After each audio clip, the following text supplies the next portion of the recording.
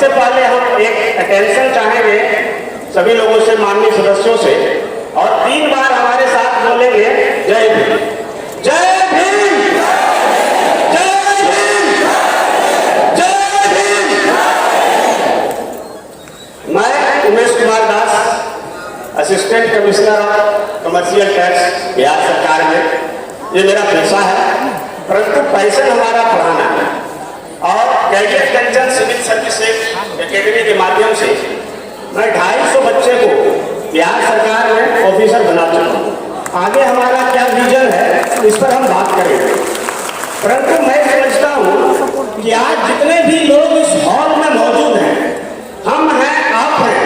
मैं तो समझता हूँ कि बचपन में मैं बहुत मेधावी था पढ़ने में, परंतु अगर बाबा साहब का साथ नहीं होता, बाबा साहब की कृपा नहीं होती, तो आज हम किसी जमींदार के घर में, जमींदार के खेत में हल जोत रहे होते। तो हमारा तो रोम रोम का किरदार है बाबा साहब का। तो बाबा साहब ने जो बात कहा है, शिक्षित बनो, संगठित हो, संघर्ष करो, उनके पहला जो मंत्र है, शिक्षा के लक्ष्य को लेकर हम यहाँ लोग जमे हुए हैं कि कैसे जो शिक्षा को बढ़ावा दिया जाए। बाबा साहब ने यह भी कहा था कि अगर मरने के बाद भी जिंदा रहना चाहते हो, अगर मरने के बाद भी जिंदा रहना चाहते हो, तो 2 काम जरूर कर जाना। एक, पहला कि पढ़ने लायक कुछ लिख जाना, पहला काम पढ़ने लायक कुछ लिख जाना, या लिखने लायक इस जगत में कुछ कार्य कर जाना। मैं सबसे पहले उस महामानव के जीवन दर्शन के बारे में 2 मिनट बात करूंगा, उसके बाद मैं अपने विजन के बारे में बात करूंगा।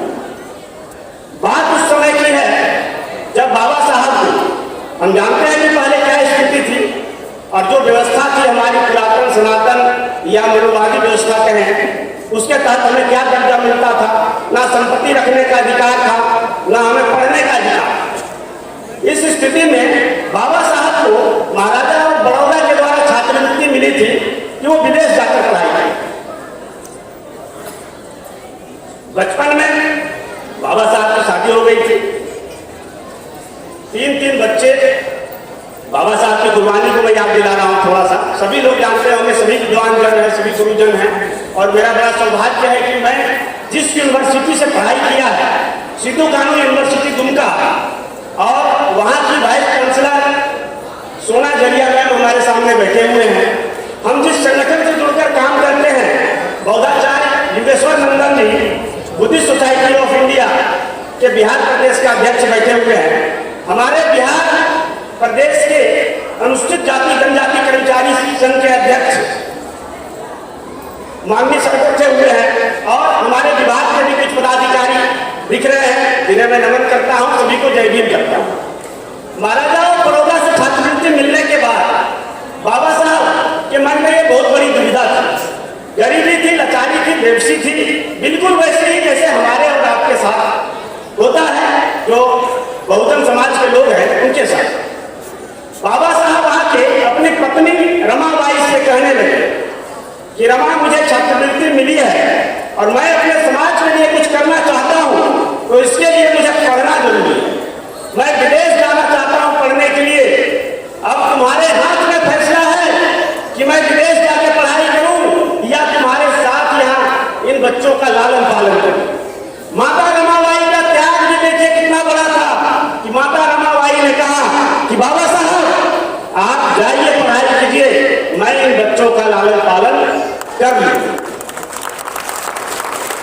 परंतु नियति को कुछ और मंजूर था। जिस बाबा साहब के बलिदान की बदौलत हम यहाँ खड़े हैं, उनके बलिदानों को भी समझना जरूरी है। विदेश में पढ़ाई करते रहे और इनके 3 बच्चे, उनमें से इनकी जो बच्ची थी इंदुमती, वो 9 वर्ष की उम्र में ही मृत्यु को प्राप्त कर गई। इनकी युवा बीवी जो 35 साल में माता रमाबाई का देहांत हो गया, और उस बाबा साहब ने हमारे लिए जो किया, उस सोसाइटी गोवैक सोसाइटी के अंतर्गत सर नरेंद्र सर जी साहब का बहुत बहुत धन्यवाद जो हमें बोलने का मौका दिया। माता रमाबाई से परमिशन मिलने के बाद बाबा साहब चले गए विदेश पढ़ने के लिए। वहां से पढ़ाई करते रहे और उनके एक एक करके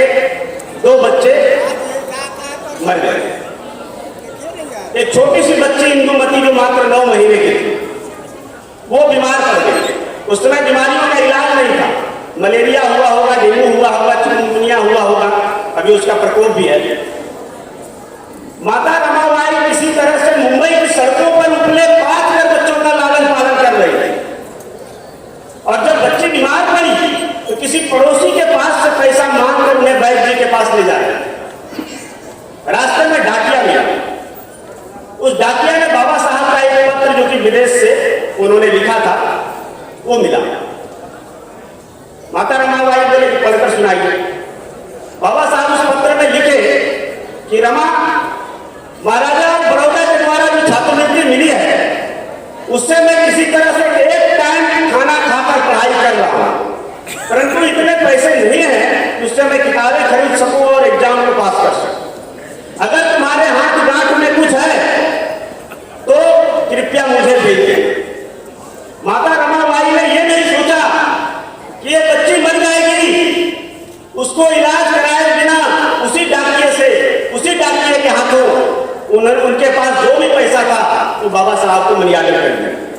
नतीजा हुआ कि इंदुमती मात्र 9 महीने की उम्र में मृत्यु लोक को प्राप्त हुआ। मृत्यु लोक नहीं करना चाहिए। जब गोलमेज सम्मेलन हो रहा, बहुत बड़ा षड्यंत्र रचा जा रहा, हमारे अधिकार जिसके लिए बाबा साहब लड़ रहे थे, जो पृथक निर्वाचक मंडल की बात, जिसके जगह पे रिजर्वेशन की बात आई, रिजर्वेशन के बाद पर अगर डिबेट करेंगे बहुत लंबा हो जाएगा। तो जब गोलमेज सम्मेलन में जाने लगे तो उनके जो नानक चंद्र रत्न जो उनके सचिव थे, उन्होंने बोला कि अरे भाई कहाँ जा रहे हैं, आपका बेटा जो छोटा बेटा जो राजरत्न है वो बीमार पड़ा है और अब बहुत देर का मेहमान नहीं है, एक बार जरूर भेंटे। बाबा साहब बोले आज मैं अगर गोलमेज सम्मेलन में नहीं गया तो लाखों लोगों को जीते जी मारा जाएगा, इसलिए मुझे अपने बेटे की फिक्र नहीं है, बल्कि तमाम करोड़ों बहुजनों, जो दलित समाज के लोग हैं, जो बैकवर्ड समाज के लोग हैं, जो अल्पसंख्यक वर्ग के लोग हैं, उनका मुझे डर है। तभी समाचार प्राप्त हुआ। अब उनके भाई आए और भाई बोला कि अरे भीम कहाँ जा रहे हैं, तुम्हारा बेटा इस दुनिया में नहीं। अब बाबा साहब को लौटना पड़ा, और जब आए तो माता रमाबाई अपने बेटे के वियोग में बाबा साहब के सीने पे सर रख के रोने लगे कि कर लीजिए देश सेवा, कर लीजिए समाज सेवा, मेरे लिए तो मेरा बेटा ही समाज है, मेरे लिए मेरा बेटा ही देश है, अब मैं क्या लेके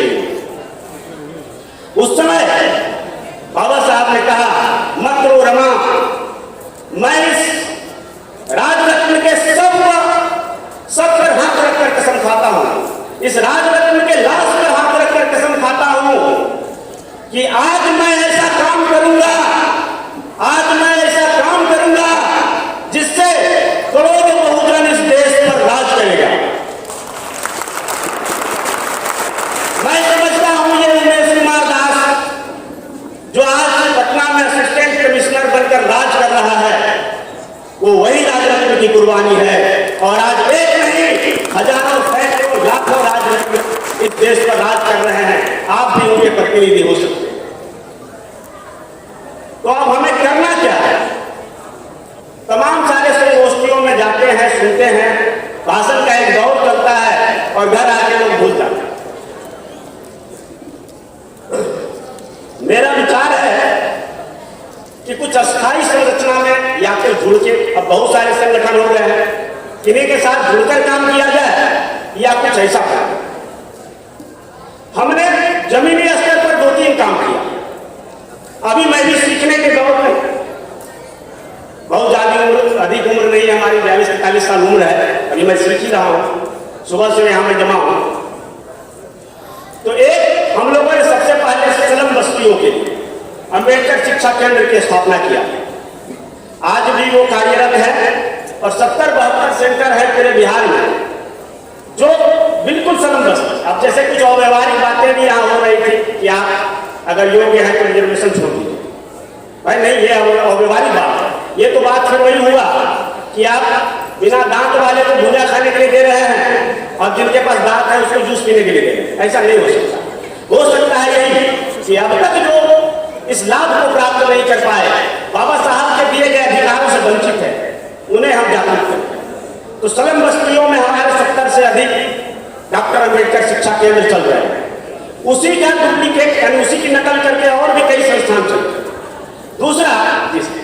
दूसरा हमारा एक बुद्धिस्ट सोसाइटी इंडिया ऑर्गेनाइजेशन है, उसके तहत जुड़कर काम कर रहे हैं, क्योंकि बाबा साहब के द्वारा ही स्थापित संस्था था, तो उसके तहत काम कर रहे हैं। और तीसरा मेरा जो निजी स्तर पर शुरुआत है वो है पिछले 10 वर्षों से मैं कैरियर कंचन सिविल सर्विसेज एकेडमी नाम से एक संस्थान चलाता हूँ। अपनी तमाम सारी सरकारी जो हमारी बाध्यताएं हैं और जो काम है उसको देखते हुए उसमें हम अपने बच्चों को जो नौकरी पेशा के बाल बच्चे हैं उनसे थोड़ा बहुत फीस लेते हैं। जो ओपन मार्केट से जो बच्चे आते हैं वो तो पूरा फीस पे करते हैं, जो कि बिल्कुल प्रिविलेज सोसाइटी के हैं। और जो बिल्कुल सरल और खेती किसानी के बच्चे हैं उनको निःशुल्क मैं पढ़ाता हूँ। और आज के डेट में हमारे पास सफलता के नाम पर पिछले 10 वर्षों से जो हमने संस्थान स्थापित किया था उसके बदौलत 250 ऑफिसर इस बिहार सरकार ने हमने सेवा के लिए दिया है, हमारे संस्थान से चयनित हुआ। आज इस मंच से सर आदरणीय सर नरेंद्र सर के आशीर्वाद से, उनके मार्गदर्शन से मैं इस बात की घोषणा करने जा रहा हूं कि आगामी 14 अप्रैल को हम लोग एक बहुजन सुपर 30 या फिर अम्बेडकरवादी सुपर 30 या भी सुपर 30 जो भी कह लीजिए, 30 बच्चों के लिए एक ऐसा संस्था बनाना चाहते हैं जो कि पूरी तरह से निःशुल्क हो और वो अंडर प्रिविलेज बच्चे हमारे संस्थान में आकर पढ़े और यहाँ लोगों का सहयोग प्राप्त हो। और ये विशुद्ध रूप से अम्बेडकरवादी बच्चे जब इस देश में, इस देश की सत्ता में, इस राज्य की सत्ता में काबिज होंगे, तभी जो है बाबा साहब का सपना साकार होगा और बाबा साहब के सपना जो है इस जमीन पर, इस धरा पर हमें दिखाई पड़ेगी। धन्यवाद। जय भीम, जय भारत।